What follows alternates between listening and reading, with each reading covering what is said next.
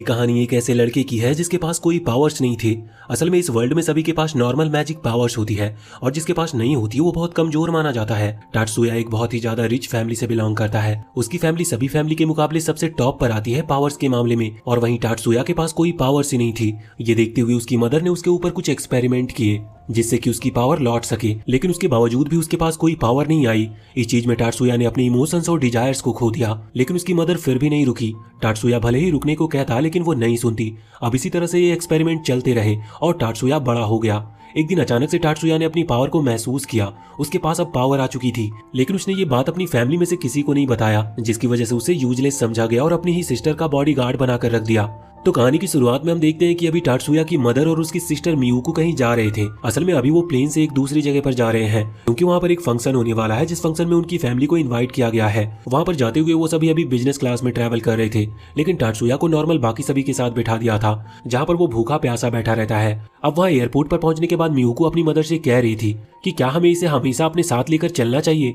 मुझे ये बात बहुत बेकार लगती है। उस पर उसकी मदर कहती है कि तुम बस उसे अपना सर्वेंट समझ सकती हो, तुम्हें उसे ज्यादा कुछ समझने की जरूरत नहीं। अब जिस होटल में वो रुकने वाले थे वहाँ पर आने के बाद मियुको कह रही थी कि मैं प्लेन में बैठे बैठे थक गई। इस पर उसकी मदर हाँ कर देती है। बस वो कहती है कि टात्सुया को भी अपने साथ लेकर जाना, लेकिन मियुको ऐसा चाहती नहीं थी, लेकिन उसे उनकी बात माननी पड़ती है। अब वो टात्सुया के साथ वहां से चली जाती है और हम देखते हैं कि वो सनसेट एंजॉय कर रही थी। तभी अचानक से वो किसी से टकराने वाली थी कि टात्सुया उसे बचा लेता है। असल में वो इस जगह के सोल्जर्स हैं, लेकिन वो सोल्जर जानबूझकर मियुको से टकरा गया था और इसके बाद वो मियुको पर ही चिल्ला रहा था, लेकिन टात्सुया मियुको को पीछे करते हुए खुद आगे आता है, जिस पर उस सोल्जर को गुस्सा आ जाता और अभी वो टात्सुया पर हमला करने ही वाला था, लेकिन टात्सुया उसके अटैक को बहुत ही आसानी से रोक लेता है। ये देखकर वो सोल्जर और साथी मियुको दोनों ही बहुत ज्यादा हैरान थे, लेकिन इसके बाद वो सोल्जर फिर से अपनी पूरी पावर से हमला करने वाला था। टात्सुया पहले तो उसे वार्न करता है और कहता है कि वो बहुत बड़ी गलती कर रहा है, लेकिन वो सोल्जर नहीं मानता, जिसके बाद वो हमला करता है, लेकिन टात्सुया पहले ही अपना अटैक करके उसे नीचे गिरा देता है। ये देखकर मियुको तो और भी ज्यादा हैरान थी। इसके बाद टात्सुया उसे वहां से ले जाता है। अब जब वो लौटकर जा रहे थे तो मियुको हैरान थी और उसने कभी अपने भाई की इतनी पावर को महसूस नहीं किया था। उसका टात्सुया को देखने का नजरिया बदल गया था। वापस लौटने के बाद वो सभी को बताती है कि टात्सुया ने उसकी जान बचाई, लेकिन टात्सुया कहता है वो बस ऑर्डर को फॉलो कर रहा था। इस पर उसकी मदर कहती है कि हाँ, ऐसा तुम्हें करना भी चाहिए। अब बाद में हम देखते हैं कि अभी टात्सुया की मदर की तबीयत थोड़ी खराब थी। इस वजह से जो वहाँ पर रॉयल पार्टी होने वाली थी जिसके लिए वो यहाँ पर आए हुए थे, उसे संभालने के लिए मियुको को जाना था। हनामी वहाँ पर आकर मियुको से कहती है कि उनकी मदर की तबीयत खराब है, तुम भी वहीं जा रही हो और तुम टात्सुया को भी वहां पर लेकर जाना। अब मियुको मान जाती है। बाद में हम देखते हैं कि जब वो वहां से निकल गए थे तो हनामी मन में सोच रही थी कि वो खुद एक एआई रोबोट है, इसीलिए वो चाहती है कि मियुको और टात्सुया एक दूसरे को सिबलिंग की तरह ट्रीट करे। उसे टात्सुया के लिए थोड़ा बुरा लगता है। अब हम पार्टी के दौरान देखते हैं कि अभी मियुको वहां पर पहुंच चुकी थी। वो आगे आती है और सभी उसे नोटिस करते हैं, लेकिन टात्सुया को कोई भी नोटिस नहीं कर रहा था। वो अकेला वहां कोने में खड़ा हुआ था। मियुको जब आगे जाती है तो उसे अपने दो और सिबलिंग्स मिलते हैं और यहाँ पर वो उनसे मिलकर बहुत खुश थी, लेकिन वो दोनों ही सिबलिंग थोड़ी सी बात करके टात्सुया के बारे में पूछते हैं और इसके बाद वो दोनों ही वहाँ पर टात्सुया के पास आ गए थे। अभी उन दोनों बच्चों के फादर आकर वहाँ पर मियुको से कहते हैं कि माफ करना, वो नहीं जानते कि तुम यात्सुबा फैमिली की सक्सेसर हो। और इसके बाद मियुको को इस चीज से कोई फर्क नहीं पड़ रहा था, पर जब वो वहाँ पर दूसरी तरफ देखती है तो अभी टात्सुया उन दोनों से ही बात करते हुए खुश था और स्माइल कर रहा था। ये देखकर मियुको थोड़ा सा जेलस फील करती है क्योंकि टात्सुया ने कभी भी उसके साथ बात करते हुए स्माइल नहीं की है, लेकिन फिर खुद को समझाने के लिए वो सोचती है कि यात्सुबा फैमिली तो जापान की सबसे पावरफुल मेज फैमिली है। अगर वो लोग टात्सुया को इतना कमजोर समझते हैं तो सच में वो कमजोर होगा, इसीलिए वो सोचती है कि उसे ज्यादा चिंता करने की जरूरत नहीं है। लेकिन वो फिर से टात्सुया को स्माइल करते हुए देखती है और फिर से जेलस फील करने लगती है। वैसे अब ये पार्टी तो ऐसे ही चलती रहती है। कुछ दिन के बाद हम देखते हैं कि अभी टात्सुया, उसकी मदर, हनामी और मियुको सभी एक बोट पर घूमने के लिए आए थे। घूमते वक्त वो लोग फोटो ले रहे थे। मियुको कहती है कि उसे टात्सुया के साथ एक फोटो लेनी है, लेकिन टात्सुया पहले अपनी मदर से परमिशन लेता है और उसके बाद ही वो फोटो खींचते हैं। तभी अचानक से बोट की स्पीड बहुत तेज होने लगी थी और उसका ब्रेक भी फेल होने लगा था।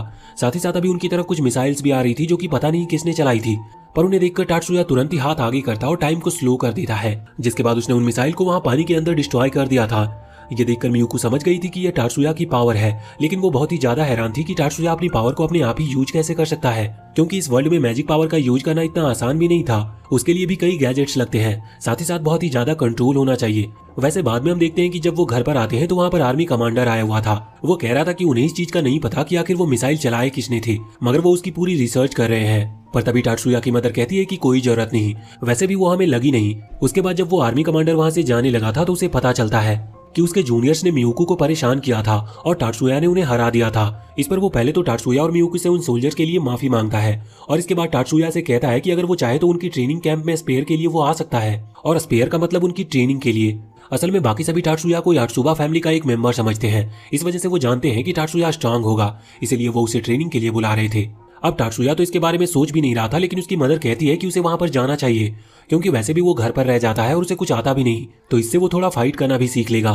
तभी मियुको कहती है कि उसे भी उसके साथ जाना है। वो इसकी वजह बताती है कि वो अभी थोड़ी कमजोर है और जब टाटसुया उसे प्रोटेक्ट नहीं कर सकता तो वो खुद स्ट्रांग बनकर खुद को प्रोटेक्ट कर लेगी, और ये बस उसका एक बहाना था। लेकिन इस पर उसकी मदर हाँ कर देती है। अब अगले सीन में हम देखते हैं कि वो उस जगह पर पहुंच चुके थे जहां पर अभी बाकी सभी सोल्जर्स की ट्रेनिंग चल रही थी। ये दोनों बस अभी वहां पर खड़े होकर उन्हें देख रहे थे। तभी आर्मी कमांडर कहते हैं कि क्या तुम भी इनके साथ में ट्रेनिंग करना चाहते हो। अब टाटसुया पहले तो मियुको की तरफ देखता है, लेकिन वो कुछ रिएक्ट नहीं करती। इस वजह से टाटसुया ने हाँ कर दिया था। अब फाइट के दौरान हम देखते हैं कि जो वहां पर टाटसुया से लड़ने के लिए आया था वो सच में एक स्ट्रॉन्ग सोल्जर है, लेकिन टाटसुया उसके हर एक अटैक से बचते हुए उसे धीरे से पेट पर मारता है, जिसकी वजह से वो सोल्जर वहीं नीचे गिर जाता और हार जाता है। अब वहां पर दूसरे वाले को बुलाया जाता है। इसके अटैक बहुत ही ज्यादा फास्ट थे, लेकिन टाटसुया इसे भी हरा रहा था। और यहाँ पर हम देखते हैं कि टाटसुया जब अटैक करता है तो वो सामने वाला सोल्जर भी उसके अटैक को रोक लेता है, क्योंकि टाटसुया पूरी पावर से हमला नहीं कर रहा था। अब जब सामने वाला सोल्जर टाटसुया पर हमला करने ही वाला था तो वो उसका हाथ पकड़कर उसे नीचे गिरा देता है, और इसी के साथ वो हार चुका था।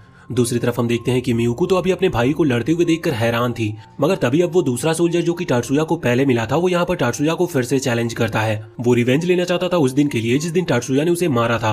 अब फाइट स्टार्ट होने वाली थी, लेकिन मियुको अभी चिंता कर रही थी, लेकिन टाटसुया कहता है कि उसे चिंता करने की कोई जरूरत नहीं है।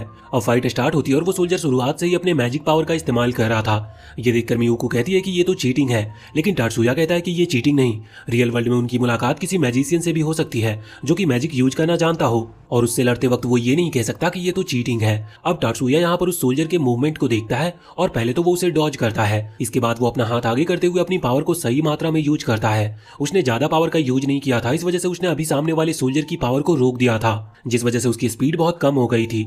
टाटसुया पास जाते हुए उसे नीचे गिरा देता और उसे हरा देता है। अब इसके बाद वो सोल्जर खड़ा होकर टाटसुया से हाथ मिलाता है और अब वो उससे अच्छे से बात कर रहा था। वैसे इन तीनों ही मैच में टाटसुया ने अपनी पावर का पूरी तरह से इस्तेमाल भी नहीं किया, क्योंकि वो जानता था कि अगर वो पूरी पावर का इस्तेमाल करेगा तो ये तीनों बचेंगे नहीं। वैसे यहाँ पर वो सोल्जर अपना नाम डेनी बताता है और अब वो टाटसुया का दोस्त भी बन चुका था। वैसे बाद में हम देखते हैं कि जब टाटसुया और मियुको दोनों ही वापस घर आ गए थे तभी अचानक से न्यूज में बताया जाता है कि उनके आइलैंड का डिफेंस बैरियर वीक पड़ने लगा है। इसका मतलब कभी भी हमला हो सकता है। इस वजह से जितने भी लोग उस आइलैंड पर हैं उन्हें यहाँ से चले जाना चाहिए। अब ये लोग भी प्लानिंग कर रहे थे यहाँ से निकलने की। वैसे तभी टाटसुया की मदर को एक कॉल आता है जो कि उसकी बहन का था। वो कह रही थी कि तुम्हें टाटसुया के ऊपर से वो स्पेल हटा देना चाहिए जो कि उसके पावर को कंप्रेस करता है। सीधी भाषा में कहे तो यहाँ पर वो टाटसुया के ऊपर उस स्पेल को हटाने को कह रही थी, जिससे कि टाटसुया अपनी पूरी पावर का इस्तेमाल कर सके। वैसे असल में ये टाटसुया की मदर की ट्विन सिस्टर है। अगले सीन में हम देखते हैं कि ये वहां से निकलने के लिए अभी एक शेल्टर के पास गए थे, क्योंकि सिचुएशन बिगड़ने लगी थी और यहाँ से निकलने का इतना टाइम ही नहीं है। शेल्टर के वहां पर हमें पता चलता है कि अभी ये जो इनका स्पेशल गार्ड है वो डेनी होने वाला है, और उसके साथ ही वहां पर और भी कई सारे गार्ड्स थे। इन्हें शेल्टर के अंदर रखा जाता है जहाँ पर और भी कई फैमिलीज थी। वैसे अभी सभी को थोड़ा अजीब महसूस हो रहा था और वहीं टाटसुया को अचानक से गन की आवाज आती है जो कि इतनी दूर से आ रही थी कि बाकियों ने उसे सुना नहीं था। वो नीचे हाथ लगाते हुए महसूस करता है कि असल में इस जगह पर मैजिक यूज किया गया है जो कि उनकी पावर को एब्जॉर्ब करता है, जिस वजह से वो अपनी पावर का पूरी तरह से इस्तेमाल नहीं कर सकते। अब वो इस बारे में जानने के लिए बाहर जाने वाला था, इतने में ही उसकी मदर अपनी पावर से टाटसुया के ऊपर से उस स्पेल को हटा देती है जो कि उसके पावर को कम कर रहा था। इसके बाद अब वो बाहर आकर देखता है बाहर सिचुएशन थोड़ी खराब थी। हम अंदर आते हैं तो देखते हैं कि अभी एक सोल्जर की टीम वहां पर आ गई थी। वो सभी से कह रही थी कि सभी को उनके साथ चलना है क्योंकि वो शेल्टर खाली करने वाले हैं, लेकिन इस पर टाटसुया की मदर कहती है कि अभी वो बाकी सभी को ले जाए, उन्हें सबसे आखिरी में ले जाए क्योंकि टाटसुया अभी बाहर गया है। इस पर हनामी शॉक थी। वो पूछती है कि क्या उन्हें टाटसुया की चिंता हो रही है, लेकिन इस पर वो कहती है कि नहीं, उन्हें सोल्जर पर भरोसा नहीं। हम देखते हैं कि ये बात सही थी क्योंकि अब वो सोल्जर सच में इन लोगों के ऊपर गन तान देते हैं, लेकिन उन्हें बचाते हुए हनामी सामने आ गई थी और उसने एक बैरियर क्रिएट कर लिया था। दूसरी तरफ अभी डेनी भी वहां पर आ जाता है जो उस सोल्जर को इस तरह से बिहेव करते हुए देखकर हैरान था। वो उन्हें समझाता है पर वो कहते हैं कि डेनी बहुत ज्यादा पावरफुल है और उन्हें कभी उतनी इज्जत नहीं मिली, इस वजह से वो उनका साथ नहीं देते। पर डेनी उन्हें समझा रहा था कि देखो तुम्हें ऐसा करने की जरूरत नहीं है, ये बहुत बड़ी गलती हो सकती है और आखिर में तुम्हें कुछ हासिल नहीं होगा।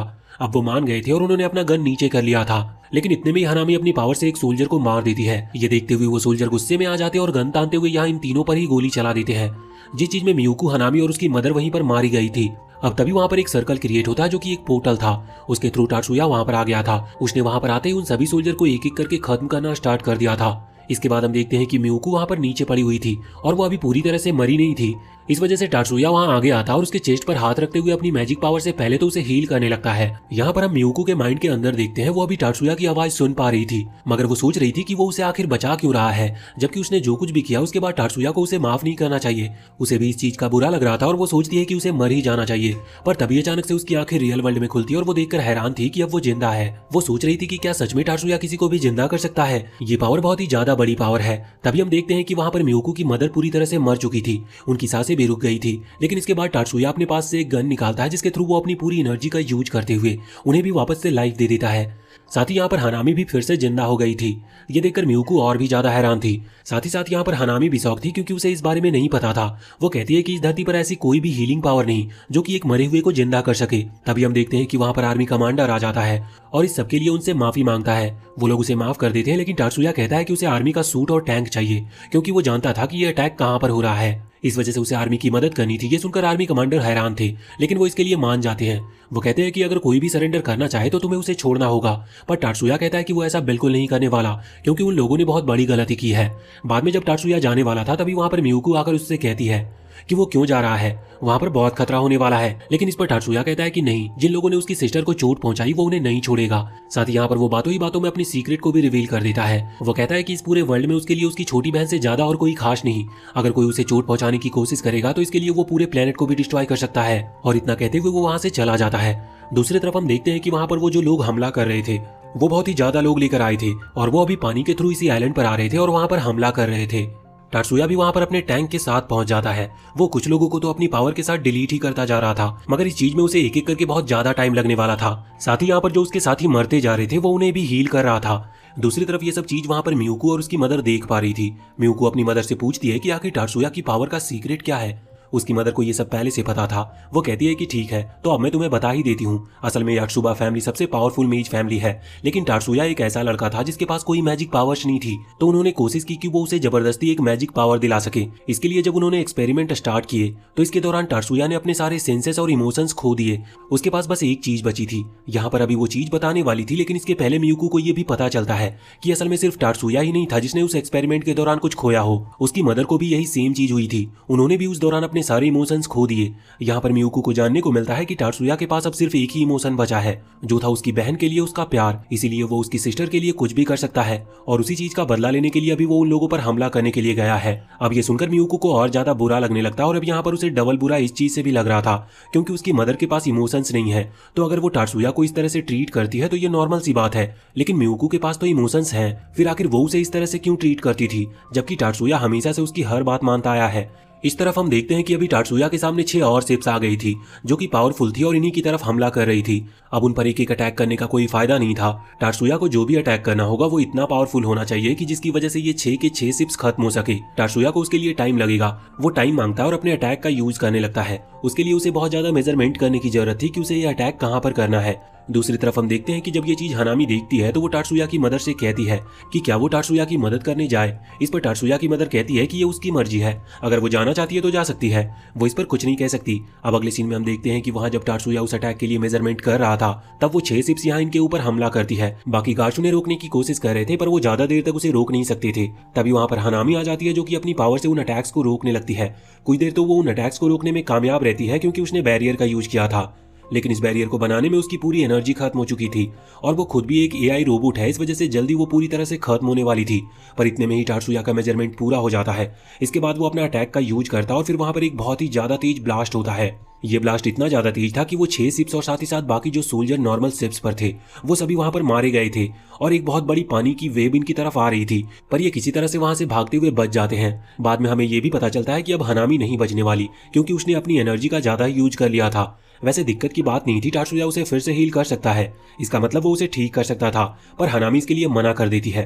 वो कहती है कि वो एक एआई रोबोट है, उसे हमेशा ऑर्डर मानने पड़ते हैं, और वो हमेशा दूसरे की मर्जी से जीती रही, जबकि वो ऐसा नहीं करना चाहती थी। अब वो मरने वाली है और ये उसकी खुद की मर्जी होने वाली है, इसीलिए वो टाटसुया से कहती है कि वो उसे ठीक ना करे, जिस पर टाटसुया भी उसकी बात मान जाता है। इसके बाद अब सीन चेंज होता है और हमें जानने को मिलता है कि अब पूरे 3 साल बीत चुके हैं इस इंसिडेंट को, और अब टाटसुया और मियुको दोनों ही मैजिक हाई स्कूल ज्वाइन करने वाले हैं।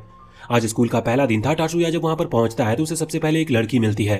इसका नाम मायूमी है और असल में यह स्टूडेंट काउंसिल की प्रेसिडेंट है। वो वहाँ पर टाटसुया को कहती है कि तुम न्यू स्टूडेंट हो, अगर तुम्हें कोई भी हेल्प चाहिए तो तुम मुझसे कह सकते हो। टाटसुया उसे थैंक यू कहता है। वैसे वो नोटिस करता है कि मायूमी के पास सीएडी डिवाइस है। ये वही डिवाइस है जो कि मैजिक को यूज करने के लिए इस्तेमाल किया जाता है। वो समझ गया था कि ये कोई ऑर्डिनरी पर्सन तो नहीं है, इस वजह से टाटसुया कहता है कि मुझे कोई हेल्प नहीं चाहिए। अब जब वो वहाँ हाई स्कूल के अंदर की तरफ आता है तो यहाँ पर वो देखता है कि अभी कई सारे न्यू स्टूडेंट ज्वाइन हुए थे, इसीलिए दो अलग अलग जगह बांटी गई थी। असल में यहाँ पर एंट्रेंस सेरेमनी हो रही है, तो आगे जो बच्चे बैठे हैं वो अच्छी फैमिली से बिलोंग करते हैं और उन्हें आगे बैठाने को कहा गया था, और पीछे जो बैठे थे वो नए स्टूडेंट हैं, या ऐसे कह लो कि वो कमजोर हैं या फिर ज्यादा रिच फैमिली से बिलोंग नहीं करते। टाटसुया जानता है कि उसे कहाँ बैठना चाहिए, इस वजह से वो सबसे लास्ट में जाकर बैठ जाता है। अब तभी वहाँ पर एक लड़की आती है और वो बताती है कि उसका नाम मिजुकी है और वो उसके बगल में बैठ गई थी। साथ ही यहाँ पर मिजुकी की दोस्त भी आ गई थी जिसका नाम था एरिका। इसके बाद वहाँ सामने स्पीच देने के लिए मियुकू आती है। अब बाद में हम देखते हैं कि रात में जब मियुकू टाटसुया के लिए कुछ खाना बना रही थी तब उसे बहुत गुस्सा आ रहा था, क्योंकि टाटसुया ने सक्सेसफुली हाई स्कूल ज्वाइन कर लिया, यानी कि उसे वहाँ पर एडमिशन मिल गई, जो कि इतना आसान भी नहीं था। लेकिन फिर भी उनकी फैमिली में से किसी ने भी उसे कांग्रेचुलेशन नहीं कहा। अब गुस्से की वजह से उसकी जो पावर है यानी कि आइस मैजिक पावर, वो अपने आप ही रिलीज हो रही थी। पर टाटसुया वहां पर आकर उससे कहता है कि उसे इस चीज पर गुस्सा होने की जरूरत नहीं। अब बाद में हम देखते हैं कि अब सुबह हो चुकी थी। वो दोनों ही वहां से ट्रेनिंग ग्राउंड की तरफ दौड़ते हुए जा रहे थे। जब वो वहां पर पहुंचते हैं तो वहां के जो फाइटर्स थे वो टाटसुया पर हमला कर देते हैं, और ये सब ट्रेनिंग का हिस्सा था। टाटसुया भी उनसे लड़ने लगा था और वो धीरे धीरे सभी को हराता जा रहा था। यहाँ पर मियुकू बस उसे खड़े होकर देख रही थी। तभी उनके जो सेंसी होने वाले हैं वो यहाँ पर आते हैं और उनके इरादे थोड़े ठीक नहीं लग रहे थे। इस वजह से टाटसुया बाकी लोगों को हराते हुए यहाँ पर आकर सेंसी से फाइट करने के लिए आ जाता है। टाटसुया की जो किक थी वो बहुत ही ज्यादा ताकतवर थी, पर सेंसी उसे रोक लेते हैं और यहाँ पर अब वो टाटसुया से थोड़े सीरियस होकर फाइट करने लगे थे। टाटसुया भी उनसे फाइट करते वक्त थोड़ा सा शॉक था, क्योंकि सेंसेई भले ही उम्र में ज्यादा नहीं लगते लेकिन वो बहुत ही ज्यादा ताकतवर है। और आखिर में टाटसुया बहुत ही ज्यादा थक गया था, जिसके बाद सेंसी रुकते हैं और कहते हैं कि आज की ट्रेनिंग हमें यहीं पर रोकनी चाहिए। इसके बाद ये सीन चेंज होता और हम देखते हैं कि टाटसुया भी अपने क्लास में था। यहाँ पर जब वो कंप्यूटर में टाइपिंग कर रहा था तो यहाँ पर एरिका और मिजुकी उसे देख रहे थे। वो कह रहे थे कि टाटसुया कंप्यूटर चलाने में बहुत अच्छा है। तभी वहाँ पर हम एक लियो नाम के लड़के को देखते हैं। ये यहाँ पर टाटसुया की टाइपिंग स्पीड को देखकर बहुत ही ज्यादा हैरान था। वो कहता है कि तुम सच में कंप्यूटर चलाने में बहुत अच्छे हो। वो अपनी पावर बताता है। वो असल में रीइंफोर्समेंट मैजिक पावर ओन करता है।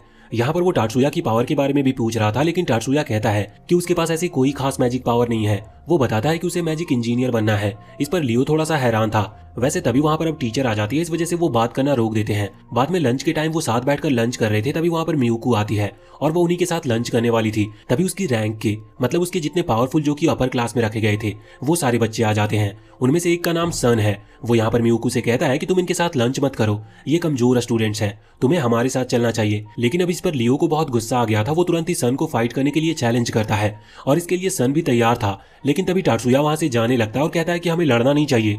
अब इस वजह से ये लड़ाई अभी तो रुक गई थी, लेकिन स्कूल के बाद वो लोग वापस से मिलते हैं। यहाँ पर दोनों ही ग्रुप पूरी तरह से लड़ने के लिए तैयार थे और देखते ही देखते वो लड़ाई भी स्टार्ट हो जाती है, जिसके दौरान यहाँ पर एक लड़की गलती से अपने कैट डिवाइस का यूज कर देती है और उसका यूज करते वक्त उसका वो डिवाइस ब्रेक हो गया था। इस वजह से वो पूरी पावर अनलीज होती है, जो कि डार्कनेस की पावर थी। लेकिन वो पावर अनलीज होते ही खत्म हो गई थी, क्योंकि अभी उस लड़की का उस पर कोई कंट्रोल नहीं था। पर उसकी मैजिक पावर का इतना ज्यादा इस्तेमाल करने की वजह से वहाँ जो ऑरा फैलता है वो वहाँ मिजुकी को महसूस होता है। मिजुकी वही स्टूडेंट काउंसिल प्रेसिडेंट है। वो यहाँ पर आती है और उसके साथ यहाँ पर मैरी नाम की एक लड़की भी आती है, जो कि डिसिप्लिन मेंटेन करने की जो कम्युनिटी बनाई गई है उसकी लीडर है।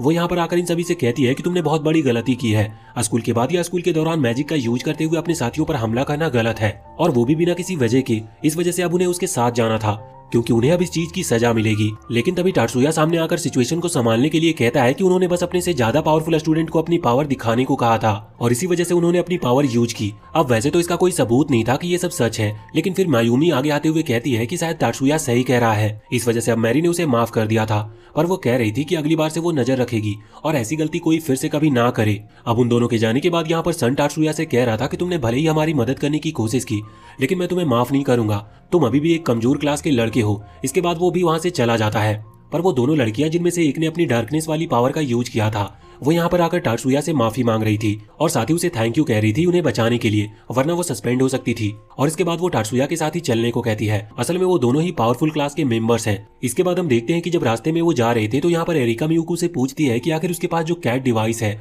वो मॉडिफाई किस तरह से होता है। तो वो बताती है कि सारा काम टाटसुया संभालता है, वही उसके कैट डिवाइस को मॉडिफाई करता है और स्ट्रॉन्ग बनाता है। अब एरिका यहाँ कह रही थी कि क्या टाटसुया उसके कैट डिवाइस को भी ठीक कर सकता है। मतलब और ज्यादा अपग्रेड कर सकता है, लेकिन इस पर टात्सुया मना कर देता है। अब अगले दिन हम देखते हैं कि जब वो वापस से स्कूल आ रहे थे तभी मायूमी वहां पर आती है और उन्हें रोककर कहती है कि उसे कुछ जरूरी बात करनी है, इसीलिए वो लंच में उनसे मिले। अब लंच के दौरान हम देखते हैं कि मायूमी बता रही थी कि उनके स्टूडेंट काउंसिल में एक पोजीशन खाली है, इस वजह से वो यहाँ पर मियुको को इन्वाइट करती है। पर इस पर मियुको कहती है कि टात्सुया उससे ज्यादा टैलेंटेड है, इसीलिए उसे ही ये पोजीशन मिलनी चाहिए। लेकिन अभी सिचुएशन और जरूरत को देखते हुए मियुको को उसके लिए सेलेक्ट किया गया था। वैसे तभी मैरी कहती है कि उनके डिसिप्लिन कम्युनिटी में भी एक पोस्ट खाली है जिसके लिए टात्सुया अप्लाई कर सकता है। इसके बाद हम देखते हैं कि अभी वो लोग अपनी एबिलिटी को चेक करने के लिए गए थे।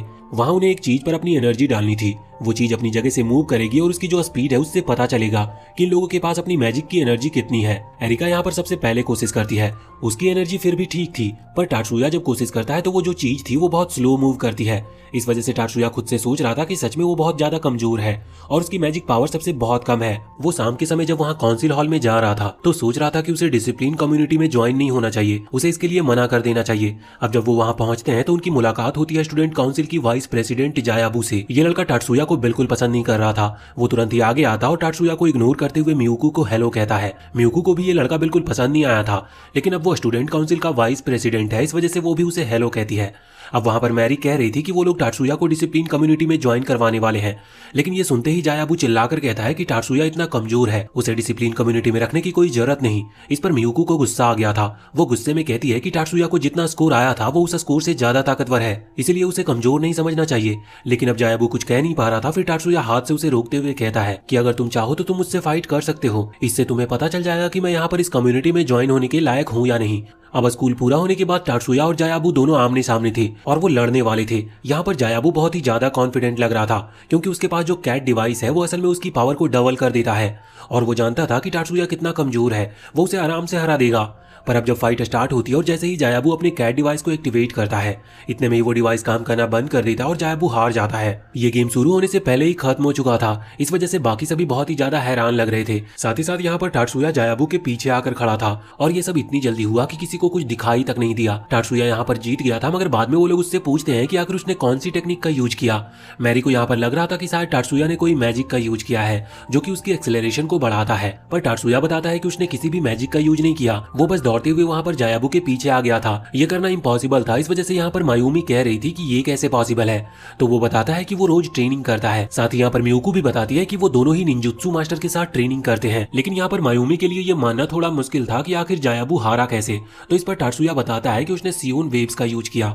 सियोन वेव्स असल में ब्रेन के ऊपर असर करती है, जिस वजह से जायाबू खुद के मैजिक पर कंट्रोल नहीं कर पाया और नीचे गिर गया। पर इतनी ज्यादा हाई सियोन वेव इतनी कम एज में यूज कर पाना नामुमकिन था। टात्सुया बताता है कि उसने एक साथ कई सारे सियोन वेव्स का इस्तेमाल किया था। वहीं पर एक लड़की खड़ी थी जिसका नाम सुजूने है, वो कहती है कि उसने सब कुछ फिगर आउट कर लिया। वो बताती है कि टात्सुया ने 3 सियोन वेव्स को एक साथ भेजा था, जिस वजह से जायाबू जैसे अभी नॉर्मल एज का स्टूडेंट उसे सहन नहीं कर पाया। दूसरी तरफ जायाबू भी ये सुनकर हैरान था, उसे अपनी गलती का एहसास हो गया था, इस वजह से वो मियुको से माफी मांगता है। यहाँ पर वो टात्सुया से माफी नहीं मांग रहा था क्योंकि उसे नहीं लग रहा था कि टात्सुया उसे माफ करेगा और इसके बाद अब वो वहां से चला जाता है। अब उसी रात हम देखते हैं कि जब टात्सुया अपने कंप्यूटर पर काम कर रहा था तभी वहां पर मियुको आती है और कहती है कि क्या वो उसके कैट डिवाइस को अपग्रेड कर सकता है। उस पर टात्सुया कहता है कि हाँ, मैंने बहुत टाइम से तुम्हारे कैट डिवाइस को चेक नहीं किया। वो उसे चेक कर रहा था, उसके पहले उसे मियुको को पूरी तरह से मशीन में स्कैन करना पड़ता है। स्कैन करने के बाद हम देखते हैं कि मियुको कोशिश कर रही थी कि वो टात्सुया के साथ प्लॉट डेवलप कर सके, पर टात्सुया इसके लिए तैयार ही नहीं था। अब मियुको किसी डिवाइस का यूज करती है जिसमें से बहुत तेज लाइट निकलती है और टात्सुया वहां पर बेहोश होकर गिर जाता है और जब उसे होश आता है तो अब तक सुबह हो चुकी थी और स्कूल जाने का टाइम भी हो गया था। आज डिसिप्लिन कम्युनिटी में टात्सुया का पहला दिन था। वो वहां पर जाता है तो हमें जानने को मिलता है कि वो लड़का सन वहां पर ज्वाइन कर चुका है और अभी उन दोनों ने साथ में ज्वाइन किया है, इसकी वजह से वो यहाँ पर सेम पोजीशन पर हैं। उन दोनों को ही बताया जाता है कि आज उनका पहला दिन है और डिसिप्लिन कम्युनिटी में होने के कारण उन्हें अपने मैजिक डिवाइस यूज करने की परमिशन है, लेकिन वो इसका गलत इस्तेमाल नहीं कर सकते। अब टात्सुया जब बाहर स्कूल में आता है तो हमें जानने को मिलता है कि अभी स्कूल में कई सारे क्लब बनाए जा रहे हैं और उन क्लब में सभी स्टूडेंट ज्वाइन कर सकते हैं। क्लब को स्ट्रांग बनाने के लिए ज्यादा से ज्यादा स्टूडेंट्स का होना जरूरी है। अभी हम देखते हैं कि कुछ बच्चे एरिका को फोर्स कर रहे थे कि वो उनके क्लब को ज्वाइन कर ले। एरिका नहीं करना चाहती थी, पर अब उन क्लब के बच्चों ने एरिका को घेर लिया था, लेकिन तभी वहां पर टात्सुया पहुंचता है और एरिका को बचाकर वहां से ले जाता है। इसके बाद अब वो दूसरी जगह पर जा रहे थे जहां पर केंडो केंडो की ट्रेनिंग चल रही थी। वो असल में एक क्लब था जो कि केंडो का ही है। यहाँ पर अभी कुछ गर्ल्स ट्रेनिंग कर रही थी। तभी वहाँ पर कुछ लड़के आते हैं जिन्हें वो जगह चाहिए थी ट्रेनिंग के लिए। इस वजह से वो वहाँ पर एक चैलेंज लगाते हैं और जो उस चैलेंज को जीतेगा उसे वो जगह मिल जाएगी। तो अभी चैलेंज के लिए एक लड़की सामने आती है जिसका नाम मीबू है और सामने एक लड़का था जिसका नाम टकाकी है और दोनों में फाइट होना शुरू हो जाती है। मीबू एक ही अटैक के साथ यहाँ पर टकाकी का फर्स्ट पॉइंट ले लेती है, जिस वजह से मीबू यहाँ पर जीत चुकी थी। पर टकाकी कहता है कि अभी नहीं, अभी तो ये फाइट शुरू हुई है। वो अब अपनी पूरी पावर से फाइट करने को कह रहा था और इसके बाद वो अपने कैट डिवाइस को एक्टिवेट करते हुए मैजिक के साथ मीबू के ऊपर हमला करता है। मीबू पहले अटैक को डॉज कर लेती और वो समझ गई थी कि अगर वो इस अटैक को डॉज ना करती तो शायद मारी जाती। तभी हम देखते हैं कि टकाकी फिर से हमला करने के लिए आगे बढ़ रहा था, लेकिन टात्सुया पहले इस सिचुएशन को समझ चुका था। इस वजह से वो आगे आकर अपनी सियोन वेब से टकाकी की मैजिक को रोक देता है, जिसके बाद उसने टकाकी को पकड़ते हुए नीचे गिरा दिया था। लेकिन जब टकाकी के साथी ये देखते हैं कि टात्सुया असल में लो रैंक क्लास का मेंबर है तो इसीलिए वो उसके ऊपर हमला करने लगते हैं। पर टात्सुया उनके भी कैट डिवाइस को डीएक्टिवेट करते हुए सभी को हरा रहा था। पर अब वो बहुत सारे स्टूडेंट्स थे, इस वजह से मीबू यहाँ पर टात्सुया की मदद करने के लिए आगे बढ़ने वाली थी। पर इतने में ही उसके सेंसी यानी कि उसके टीचर उसे रोक देते हैं। अब जब टात्सुया वहां से बाहर आ गया था तभी उसे पता चलता है कि जिम के पीछे कोई फाइट कर रहा है। वो तुरंत ही उन्हें रोकने के लिए जाता है, लेकिन जब वो वहां पर आता है तो वहां पर कोई भी नहीं था और अचानक से एक हाथ उसकी तरफ हमला करने के लिए आगे आता है। लेकिन टात्सुया ने उसे नोटिस कर लिया था, इसी वजह से वो सियोन वेव्स का इस्तेमाल करता है। पर वो जो भी था वो वहां से भाग चुका था। टात्सुया ने बस उसके हाथ में एक ब्रेसलेट को नोटिस कर लिया था। वैसे अब सभी की मदद करने के कारण टात्सुया बहुत फेमस हो चुका है, सभी जगह उसकी बात चलती रहती है।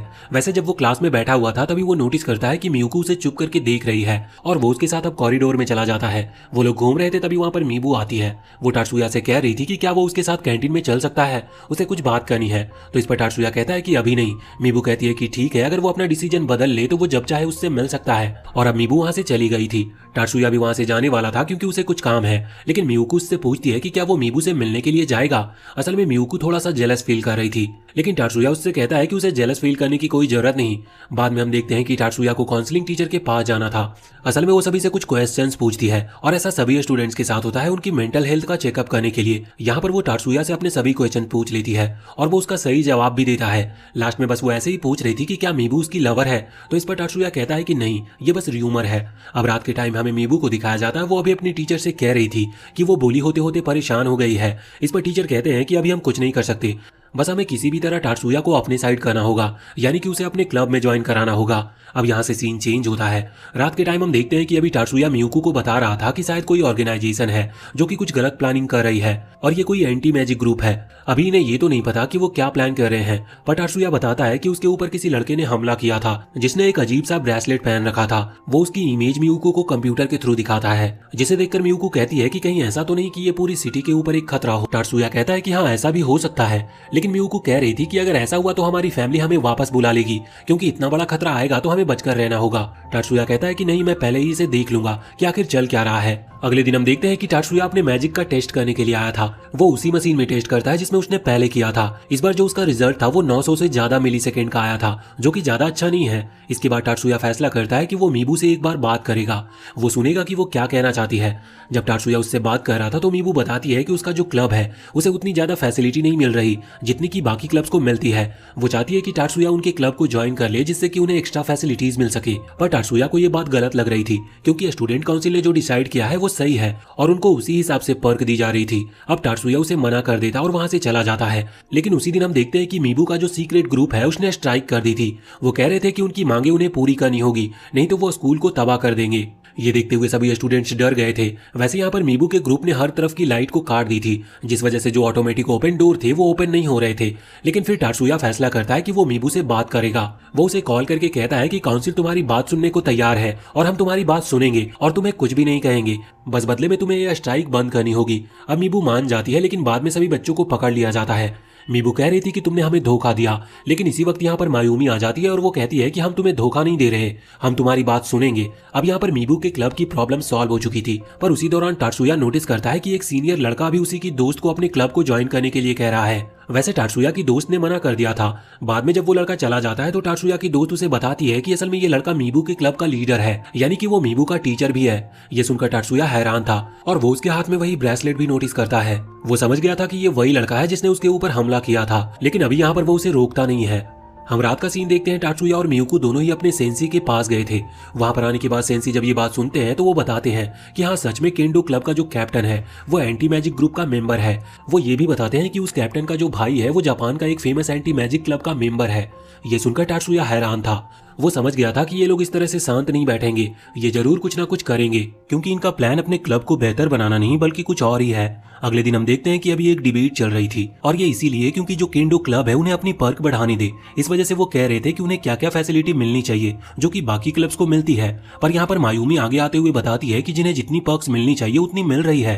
असल में ये डिबेट इसीलिए रखी गई है जिससे कि सभी स्टूडेंट्स के सामने डिसाइड हो सके कि उन्हें जो पर्क दी जा रही है वो सही है कि नहीं। और अंत में ये फैसला होता है कि स्टूडेंट काउंसिल बिल्कुल सही कह रहा है, उन्होंने जितनी पर्क उन्हें दी है उतनी ही उन्हें मिलनी चाहिए। इस वजह से केंडो क्लब के स्टूडेंट्स बहुत दुखी थे। उसी दौरान हम बाहर देखते हैं कि जब ये डिबेट चल रही थी तो वहां बाहर कोई दो लोग एक बड़ा सा ट्रक लाकर खड़ा कर देते हैं और वहां से भाग जाते हैं। और कुछ देर बाद जैसे ये डिबेट खत्म होती है, वहां पर कुछ स्टूडेंट जिनके हाथ में वो ब्रेसलेट था वो वहां से भागने लगे थे, लेकिन काउंसिल का स्टूडेंट पहले से ही इस चीज के लिए तैयार थे और वो तुरंत ही उन्हें पकड़ लेते हैं। तभी खिड़कियों से कुछ स्मोक बॉटल्स अंदर की तरफ आती है, पर उन लोगों ने उन्हें भी मैजिक से बाहर की तरफ वापस फेंक दिया था। इसके बाद अब 3 लोग गन्स लेकर वहां उस हॉल के अंदर आ जाते हैं, पर इसके लिए भी वो तैयार थे। मैरी अपनी मैजिक पावर से उन्हें रोक देती है, जिस वजह से अब वो कुछ भी नहीं कर पाते। टात्सुया को भले ही ये बात पता नहीं थी कि इनकी अटैक करने की वजह क्या है, पर उसने बाकी चीजें सभी को बता दी थी, इसलिए वो पहले से तैयार हैं। अब वो लोग बाहर जाते हैं जहाँ पर ज्यादा लोग गन्स लेकर तैयार थे, पर अब सभी लोग मिलकर काम कर रहे थे, इस वजह से वो लोग कुछ भी नहीं कर पाते। तभी वहां पर काउंसिल टीचर आती है और वो टात्सुया और बाकी सभी को बताती है कि इन लोगों का मेन मोटिव यहाँ हॉल के ऊपर हमला करना नहीं था, बल्कि यह स्कूल की लाइब्रेरी के ऊपर अटैक करने वाले हैं। और यहाँ पर उन्होंने ये हमला इसीलिए किया था जिससे कि हम डिस्ट्रैक्ट हो सके। वो यहाँ पर ये भी कह रही थी कि भले ही मीबू इनके साथ मिली है, लेकिन उसकी गलती नहीं है, क्योंकि जो उनका टीचर था यानी कि उस क्लब का लीडर वो एंटी मैजिक ग्रुप का मेंबर है। उसी ने मीबू को मैनिपुलेट करा उनके साथ मिलकर काम करने के लिए। अब टात्सुया और सभी फैसला करते हैं कि वो मीबू को बचाएंगे और ये ग्रुप जो चाहता है उसे वो करने से भी रोकेंगे। लियो कहता है कि मैं यहाँ के लोगों को संभाल लूंगा, जिसके बाद सभी वहां से आगे बढ़ गए थे। लियो भी सभी से अकेले लड़ रहा था। टात्सुया बताता है कि उसके पास रीइंफोर्समेंट मैजिक है, जिस वजह से उसके लिए सभी से अकेले लड़ पाना थोड़ा आसान है। उसे पता था कि वो बहुत ही जल्द उन लोगों को हरा देगा। इस वजह से वो लियो से कहता है कि वो जल्द से जल्द लाइब्रेरी में आ जाए। इन लोगों को हराकर लाइब्रेरी के बाहर पहुंचने के बाद टात्सुया अपनी पावर से स्कैन करता है कि वहां पर कौन खड़ा हुआ है, जिससे उन्हें थोड़ी आसानी हो सकती है। अब वो तुरंत ही लाइब्रेरी के अंदर आ गए थे। अंदर आने के बाद उनकी उससे फाइट होती है, लेकिन वो उन्हें हरा देते हैं और एक थोड़ा पावरफुल मेंबर वहां पर आता है। एरिका कहती है कि वो अकेले ही उससे लड़ लेगी, जिसके बाद टात्सुया और मियुको दोनों ही आगे बढ़ गए थे। मियुको टात्सुया की मदद करती है पहले आगे जाने में, उसके बाद वो अपने डिवाइस की मदद से उड़ते हुए टात्सुया के पीछे आ रही थी।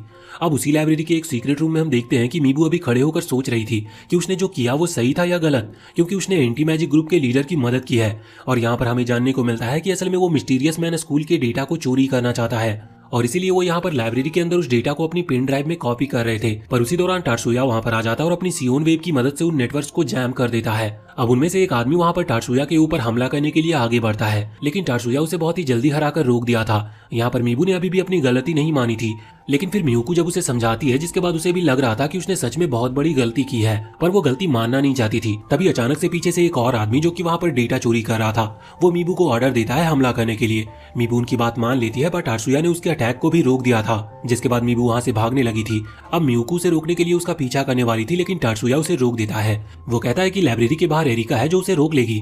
वहां बाहर हम देखते हैं कि बिल्कुल ऐसा ही होता है, एरिका भी मीबू को रोक लेती है, लेकिन मीबू यहाँ पर हार मानने के लिए तैयार ही नहीं थी। उसने तलवार उठा ली थी लड़ने के लिए, लेकिन एरिका उसे बहुत ही जल्द हरा देती है और वो बताती है कि उसने मैरी के साथ ट्रेनिंग की है, जो कि उन दोनों की ही सीनियर है। यहाँ बाहर हम देखते हैं कि अभी वो केंडो ग्रुप का कैप्टन यानी कि टीचर वहां से भाग रहा था, लेकिन तभी उसे कुछ लोग रोक लेते हैं और पकड़ लेते हैं। अब शाम के टाइम हम देखते हैं कि मीबू को होश आ चुका था। असल में वो फाइट के दौरान बेहोश हो गई थी। होश में आने के बाद वो सभी से माफी मांगती है और कहती है कि उसने बहुत बड़ी गलती कर दी। वो अकेली थी, इस वजह से वो उस टीचर की बातों में आ गई और उसने एंटी मैजिक ग्रुप को ज्वाइन कर लिया। अब ये लोग भी जानते थे कि असल में उस आदमी ने मीबू को मैनिपुलेट किया है, इस वजह से वो मीबू को माफ कर देते हैं। वैसे यहाँ पर मीबू अभी टात्सुया से खासकर माफी मांग रही थी। टात्सुया ने भी उसे माफ कर दिया था। तभी वो नोटिस करते हैं कि उनकी जो काउंसिल टीचर है वो वहाँ गेट के पास खड़े होकर उन लोगों की बातें सुन रही है। वो वहां पर आकर बताती है कि उन्होंने एंटी मैजिक ग्रुप के लीडर के सीक्रेट हाइड आउट का पता लगा लिया है। ये सुनते ही वो सभी हैरान थे। वो फैसला करते हैं कि वो अभी वहां पर जाएंगे और उस लीडर को पकड़ेंगे, क्योंकि यहाँ पर सिर्फ उस लीडर के प्यादे मौजूद थे। अब टात्सुया और बाकी सभी वहां के लिए निकल गए थे। यहाँ पर सब नहीं आए थे, बस कुछ टात्सुया के साथ आए थे। अब उस जगह के बाहर पहुंचने के बाद टात्सुया अपनी पावर से स्कैन करता है कि यहाँ इस बिल्डिंग में सच में बहुत ज्यादा लोग हैं। अब जब वो उस गेट के बाहर आते हैं जिसके अंदर वो लीडर था, तो वो नोटिस करते हैं कि यहाँ पर भी बहुत सारे मेंबर्स हैं और सभी के पास गन्स भी हैं, लेकिन फिर भी टाटसुया और मियुको दोनों ही अंदर आ गए थे।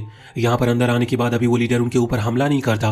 वो कहता है कि तुम सच में बहुत समझदार हो जो तुमने मेरे सारे प्लान का पता लगा लिया। साथ ही यहाँ पर वो अपने ग्लासेस को हवा में फेंकता है और अपनी उस टेक्निक का यूज करता है जिस टेक्निक से उसने मीबू के माइंड को कंट्रोल किया था। और यहाँ हमें पता चलता है कि उसने अपनी बातों से मीबू को मैनिपुलेट नहीं किया था, बल्कि उसके पास एक ऐसी मैजिक पावर है जिससे कि वो किसी को भी अपने वश में कर सकता है। और यहाँ पर वो टाटसुया के ऊपर भी वही पावर का यूज कर रहा था, लेकिन वो देखता है कि उसकी पावर काम ही नहीं कर रही। उसे समझ नहीं आ रहा था कि ऐसा क्यों हो रहा है, पर अब उसके पास इसके अलावा और कोई चारा भी नहीं था, क्योंकि उसके पास सिर्फ एक ही मैजिक पावर है और अगर ये भी काम नहीं करती है तो उसे बस अब गोली चलानी होगी। वो बाकी सभी से गोली चलाने को कहता है, लेकिन इतने में ही उन सभी की गन अचानक से टूटकर नीचे गिर जाती है। ये देखकर वो और भी ज्यादा हैरान थे, इसीलिए वो वहां से भागने लगते हैं, लेकिन टाटसुया उसके पीछे जा रहा था। तभी वहां पर बाकी सभी लोग टाटसुया के ऊपर हमला करने के लिए आगे बढ़ते हैं, पर इतने में ही मियुको अपने आइस मैजिक पावर से उनमें से एक आदमी को जमा देती है। ये देखकर बाकी सभी हैरान थे, पर इसके बाद मियुको धीरे धीरे करके सभी पर हमला करना शुरू कर देती है। वो सभी धीरे धीरे जमने लगे थे और दूसरी तरफ हम देखते हैं कि टाटसुया के साथ जो बाकी लोग आए थे वो अभी दूसरे साइड से अटैक कर रहे थे, जिससे कि वो दोनों तरफ से उस बिल्डिंग को घेर सके। वहां के लोगों को भी टाटसुया का एक दोस्त संभाल रहा था। हम देखते हैं कि अब टाटसुया एक दूसरे कमरे से बाहर आ जाता है जहां पर वो लीडर आकर छुपा था, पर यहाँ पर फिर से बहुत सारे लोग थे। टाटसुया अंदर आते ही अपनी वही वेव छोड़ता है जिसकी वजह से सभी की वो गन्स डिस्ट्रॉय हो जाती है, लेकिन अब वो लीडर प्लानिंग के साथ खड़ा हुआ था। वो तुरंत ही अपनी जैमिंग डिवाइस का यूज करता है जिससे टाटसुया के पास जो मैजिक पावर है वो जैम हो जाएगी, लेकिन टाटसुया के हाथ में जो गन थी वो मैजिक से नहीं चल रही थी। इस वजह से टाटसुया उसका यूज करते हुए वहां पर सभी को खत्म करता है। अब वो आदमी डर गया था और वो वहां से भागने वाला था, लेकिन इतने में ही दूसरी तरफ से टाटसुया का वो दोस्त आ जाता है जो कि दूसरी तरफ से इस बिल्डिंग को संभाले हुए था। उन्होंने उस आदमी को पकड़ लिया था। अभी उस लड़के को इतना गुस्सा आ रहा था कि उसने उस आदमी का एक हाथ भी काट दिया था। बाद में वहां पर फोर्स आती है जो कि उस आदमी को पकड़कर ले जाती है। दूसरी तरफ हम देखते हैं कि अभी जिन आदमियों को मियुको ने जमा दिया था वो भी धीरे धीरे ठीक होने लगे थे और फोर्स ने उन्हें भी पकड़ लिया था। इसके बाद हम देखते हैं कि जिस हॉस्पिटल के अंदर मीबू का ट्रीटमेंट चल रहा था, अब वहां से उसे डिस्चार्ज कर दिया जाता है। इसका मतलब अब वो पूरी तरह से ठीक थी। वहां पर मीबू के फादर भी आए हुए थे जो कि टाटसुया को थैंक यू कहते हैं, क्योंकि उन्हें भी कुछ टाइम से मीबू का बिहेवियर थोड़ा अलग लग रहा था, पर अब उन्हें वजह पता चल चुकी थी और अब मीबू ठीक है, इसलिए वो भी खुश थे। यहाँ जब टाटसुया वापस अपने दोस्तों के पास आता है तो उसे यहाँ पर पता चलता है कि मीबू उसे लाइक करने लगी है, और वो लड़का कीराहारा जिसने टाटसुया की वहां पर उस एंटी मैजिक ग्रुप के लीडर को पकड़ने में मदद की है, वो भी मीबू को लाइक करता है, लेकिन मीबू ने उसे फ्रेंड जोन कर दिया था। अब वापस घर लौटते समय मियुको टाटसुया से पूछ रही थी कि उसकी एबिलिटी और ब्रेन हाई स्कूल के स्टूडेंट से ज्यादा डेवलप्ड है, फिर आखिर वो हाई स्कूल में क्यों पढ़ रहा है। इस पर टाटसुया कहता है कि उसे बस यहाँ पर मजा आता है, इसीलिए वो यहाँ पर है। अब उसी रात की बात है, टाटसुया और मियुको दोनों ट्रेनिंग के लिए निंजुत्सु सेंसेई के पास आए थे। यहाँ पर अभी उनकी ट्रेनिंग चल रही थी और दोनों ही ट्रेनिंग में काफी अच्छा परफॉर्म कर रहे थे, लेकिन तभी टाटसुया नोटिस करता है कि वहाँ पेड़ के पीछे उन्हें कोई छुपकर देख रहा है, और जब वो उसे सामने आने को कहता है तो उन्हें पता चलता है कि ये असल में उसकी काउंसलिंग टीचर है। टाटसुया उन्हें देखकर हैरान था, वो इसकी वजह पूछता है तो इस पर उसके सेंसी बताते हैं कि असल में काउंसलिंग टीचर उनकी पुरानी स्टूडेंट है। यहाँ पर टाटसुया को ये भी जानने को मिलता है कि काउंसलिंग टीचर असल में एक सिक्योरिटी एजेंसी के लिए काम करती है, लेकिन ये सीक्रेट रिवील ना हो इस वजह से वो हाई स्कूल में काउंसलिंग टीचर का भी काम कर रही है। अब अगले ही दिन मायूमी सभी को बताती है कि कुछ दिनों के बाद एक कंपटीशन होने वाला है। ये सभी स्कूलों के बीच होगा और ये 10 साल में एक बार होता है। अगर एक बार वो इस कंपटीशन को जीत ले तो 10 साल उन्हीं की बात चलेगी, मतलब उनकी रिस्पेक्ट सभी दूसरे स्कूलों में सबसे ज्यादा बढ़ जाएगी। इस वजह से उसे किसी भी तरह से इस कंपटीशन को जीतना था, इसके लिए वो टीम बना रही थी। मतलब टीम तो नहीं कह सकते क्योंकि यहाँ पर कई सारे गेम्स होंगे, इस वजह से कई सारे बच्चे जाने वाले हैं, पर फिर भी उन लोगों को सोच समझकर स्टूडेंट्स को ले जाना होगा। अभी टाटसुया किसी भी गेम में पार्टिसिपेट करने के लिए इंटरेस्टेड नहीं था, लेकिन उसे यहाँ पर टेक्निकल स्टाफ में रखने का डिसाइड होता है, मगर अभी उसे खुद को साबित करना था, जिसके लिए वो कीराहारा का कैट डिवाइस पूरी तरह से कॉपी करता है। उसने वो बिल्कुल परफेक्टली कॉपी कर लिया था। कीराहारा जब उसे यूज करता है तो उसे कोई प्रॉब्लम नहीं हो रही थी।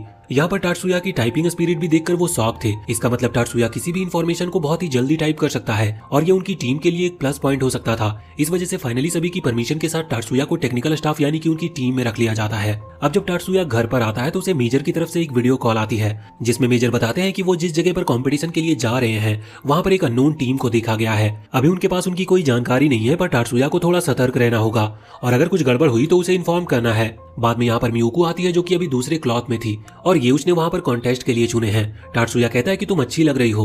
वैसे यहाँ पर वो बताता है कि वो एक फ्लाइंग डिवाइस पर काम कर रहा है जो कि लगभग उसने कंप्लीट कर लिया है। वो दोनों मिलकर वहाँ पर उस फ्लाइंग डिवाइस को चेक करते हैं जो कि परफेक्टली काम कर रहा था। इस वजह से वो अगले ही दिन डेवलपमेंट सेंटर जाते हैं क्योंकि अभी तक उसने किसी प्रोफेशनल से इसे चेक नहीं करवाया था। वहाँ पर एक प्रोफेशनल उस डिवाइस को चेक करता है और वो कहता है कि ये काम कर रहा है, तुम इसका यूज कर सकते हो, और इसका यूज वो सीक्रेटली उस कंपटीशन के दौरान करेंगे। अब इसके बाद हम देखते हैं कि जब वो दोनों वहाँ से निकल रहे थे तभी रास्ते में इन दोनों को इनके फादर और उनका एक बटलर मिलता है। अभी यहाँ जो बटलर था वो मियुको को तो बहुत ही अच्छे से रिस्पेक्टफुली हेलो कहता है, पर टात्सुया पर वो ध्यान नहीं दे रहा था। इस वजह से मियुको को गुस्सा आ जाता है और वो उस पर चिल्लाते हुए कहती है कि तुम्हें टात्सुया की भी रिस्पेक्ट करनी चाहिए। पर बटलर कहता है कि नहीं, मियुको उनके सक्सेसर है लेकिन टात्सुया कोई नहीं है, वो सभी टात्सुया को बस सर्वेंट की तरह मानते हैं। इस पर मियुको को गुस्सा आ जाता और वो तुरंत ही अपनी एनर्जी से उसे जमाने वाली थी, पर टात्सुया उसे रोक देता और वो दोनों वहां से चले जाते हैं। अब अगले दिन स्कूल में टात्सुया सभी को बताता है कि अब वो टेक्निकल स्टाफ का मेंबर है, इस वजह से उन सभी के कैट डिवाइस अब वही संभालेगा। अभी दूसरी तरफ हम देखते हैं कि अभी मिजुकी को कुछ आवाज आती है, वो एक रूम की तरफ जा रही थी तो उसे पता चलता है कि उनकी क्लास का एक लड़का मीको ही को इस वक्त मैजिक की प्रैक्टिस कर रहा था। वो अभी स्पिरिट समन करने की कोशिश कर रहा था जो कि मिजुकी को चोट पहुंचा सकती थी, पर इतने में ही टात्सुया वहां पर आकर मिजुकी को बचा लेता है। वैसे बाद में टात्सुया मीको हिको से पूछता है कि आखिर वो कर क्या रहा था, तो इस पर वो बताता है कि वो स्पिरिट समनिंग की प्रैक्टिस कर रहा था लेकिन वो इसमें कामयाब नहीं हो पा रहा। ना जाने वो अपनी मैजिक का सही यूज करना कब सीख पाएगा। पर तभी मिजुकी कहती है कि तुमने लगभग स्पिरिट समन कर ली थी। टात्सुया पूछता है कि वो किस तरह की स्पिरिट थी, तो मिजुकी बताती है कि वो ब्लू और लाइट कलर की स्पिरिट थी, लगता है वो कोई पावरफुल स्पिरिट थी। ये सुनकर मिको हिको हैरान था, वो चाहता था कि उसके पास भी एक ऐसी एबिलिटी हो जिससे कि वो अपने ही क्रिएट की गई स्पिरिट्स को देख सके।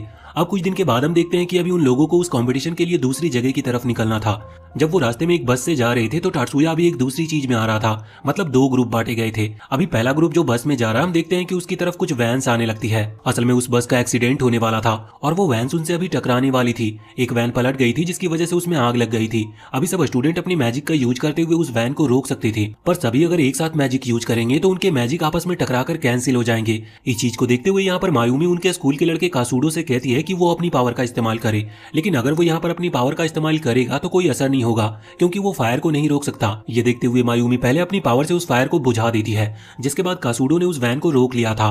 अगली सीन में वो अपने डेस्टिनेशन पर पहुंच चुके थे। वैसे यहाँ पर आने के बाद टात्सुया मियुको से कह रहा था कि वो जो एक्सीडेंट हुआ था वो कोई गलती से नहीं हुआ, भले ही सिचुएशन देखकर ऐसा लगता हो कि एक वैन गलती से दूसरी वैन से टकरा गई जिस वजह से तीसरी वाली वैन पलट गई और वो उनकी बस की तरफ आ रही थी, लेकिन असल में ऐसा नहीं था। जो वैन चला रहा था उस ड्राइवर ने जानबूझकर उस एक्सीडेंट को कराया था। अब उन्हें ये तो नहीं पता था कि ऐसा क्यों हुआ। इसके बाद हम देखते हैं कि अभी रात के टाइम अभी वो एक होटल में रुके हुए थे, लेकिन मिको हिको अभी अपनी ट्रेनिंग में लगा हुआ था। वो वहाँ होटल के बाहर था और रात के टाइम में अपनी स्पिरिट को वो समन करने की कोशिश कर रहा था। इसी दौरान उसे दूसरी एनर्जी महसूस होती है। अब भले ही वो अपने स्पिरिट को देख नहीं पाता या फिर वो अपने मैजिक को पूरी तरह से कंट्रोल नहीं कर पाता, लेकिन उसे ये तो पता था कि ये जो एनर्जी है ये उसकी नहीं। इस वजह से वो समझ जाता है कि यहाँ पर कोई और है, पर उसे कोई दिख नहीं रहा था। लेकिन जिस डायरेक्शन से वो एनर्जी आ रही थी वो उसी डायरेक्शन में आगे बढ़ने का डिसाइड करता है। पहले वो सोच रहा था कि उसे इस चीज के बारे में इन्फॉर्म करना चाहिए, पर फिर उसे टात्सुया की याद आती है जो कि ऐसी सिचुएशन में बिल्कुल नहीं डरता और अकेला आगे बढ़ जाता है। इस वजह से वो मोटिवेट होते हुए आगे बढ़ता है। पर अब यहाँ पर 3 लोग थे जो मिको हिको पर हमला करने वाले थे अपनी पावर से, लेकिन इतने में ही उनकी पावर को कोई डिस्ट्रॉय कर देता है। जब मिको हिको पीछे देखता है तो असल में वहाँ पर टात्सुया था और उसने उसे बचा लिया था और जो वो लोग थे वहाँ से भाग गए थे। अब मिको हिको उसे थैंक्स बोलकर वहाँ से चला जाता है। तभी वहाँ पर जनरल आते और वो बता रहे थे कि ये ग्रुप जरूर वही ग्रुप होगा जिसके बारे में मैंने तुमसे बात की थी। वैसे वो मिको हिको के बारे में कह रहे थे कि वो लगभग तुम्हारी तरह ही है। अब वहाँ एक दिन का रेस्ट करने के बाद वो कंपटीशन स्टार्ट हो जाता है। हम देखते हैं कि अभी सभी को अपनी मैजिक पावर से वाटर के ऊपर सर्फ करना था और यहाँ पर पहले जो मैच है उसमें मैरी ने हिस्सा लिया था। वैसे इन सभी के कैट डिवाइस को टात्सुया ने ही री अपग्रेड किया है। अभी जब ये कंपटीशन का पहला मैच स्टार्ट होता है तो इसमें मैरी सबसे आगे थी और वो बहुत ही अच्छा परफॉर्म कर रही थी। टात्सुया ने उसे पहले बता दिया था कि कंपटीशन के दौरान उसे किस मैजिक का किस तरह से यूज करना है। इस वजह से उसकी जो सर्व की स्पीड थी वो पहले से ज्यादा तेज हो गई थी। इस वजह से अब वो पहला मैच जीत जाते हैं। हम दूसरी तरफ देखते हैं कि अब उसी दिन दोपहर को टात्सुया को एक मीटिंग में बुलाया जाता है। वहां पर जाने के बाद उसे पता चलता है कि एक आदमी को उस ग्रुप के बारे में थोड़ी इन्फॉर्मेशन है जो कि वहाँ होटल के बाहर देखा गया था। उसे नो हेड ड्रैगन कहते हैं और उनका मेन टारगेट इस कंपटीशन को रोकना है। पर उनके लिए ये प्लस पॉइंट है कि उन्हें ये इन्फॉर्मेशन पहले ही मिल गई। अगला कंपटीशन स्टार्ट होता है, उसमें मायूमी ने हिस्सा लिया था। इसमें उन्हें अपनी मैजिक पावर से बुलेट क्रिएट करते हुए कुछ ऑब्जेक्ट को हिट करना था, जिसमें मायूमी 100% हिट करती है और ये वाला मैच भी उनकी टीम जीत जाती है। इसके बाद अगला जो मैच था वो आइस ब्रेकिंग का था और इसमें भी उन्हीं की टीम की एक मेंबर जीती थी। अब वो बहुत आसानी से जीत रहे थे, इससे उनके अंदर बहुत कॉन्फिडेंस आ गया था। पर वहाँ सुजुने कहती है कि जरूरी नहीं कि वो हर मैच जीते, अभी शुरू के मैच बहुत ज्यादा आसान है, इस वजह से वो जीत रहे हैं, आगे उन्हें ज्यादा ध्यान रखने की जरूरत होगी। टात्सुया ने यहाँ पर अपने दोस्त लियो के लिए एक वेपन क्रिएट किया था जो कि लियो अपने रीइंफोर्समेंट मैजिक से यूज कर सकता है। बाद में लियो उसकी ट्रेनिंग करके देखता है, पहले वो उसे टेस्ट कर रहा था जिससे उसे पता चलता है कि ये वेपन सच में बहुत ज्यादा यूजफुल है। वो टात्सुया को इसके लिए थैंक यू भी कहता है। अगले दिन हम देखते हैं कि अभी मैरी का फिर से वही सर्फिंग वाला मैच होने वाला था। अब मैच थोड़ा डिफिकल्ट है है क्योंकि इस बार उसकी कॉम्पिटिटर थोड़े ज्यादा एडवांस लेवल के हैं। पर इस मैच के दौरान हम देखते हैं कि वो अभी भी लीड कर रही थी। तभी एक लड़की अपने सर्फ बोर्ड पर से फिसल जाती है, जिस वजह से वो सर्फ बोर्ड सीधा मैरी की तरफ आता है। मैरी ने लगभग उसे डॉज कर ही लिया था, लेकिन इतने में मैरी का सर्फ बोर्ड भी पानी के अंदर गिरने लगता है। ऐसा लग रहा था जैसे उसका बैलेंस बिगड़ गया और बाद में वो पानी के अंदर गिर जाती है, जिससे वो मैच हार जाती है और उसे हॉस्पिटल भी जाना पड़ता है। और वहां जाकर हम देखते हैं कि उसे इतनी चोट लगी है कि वो अपना अगला मैच भी नहीं खेल पाएगी।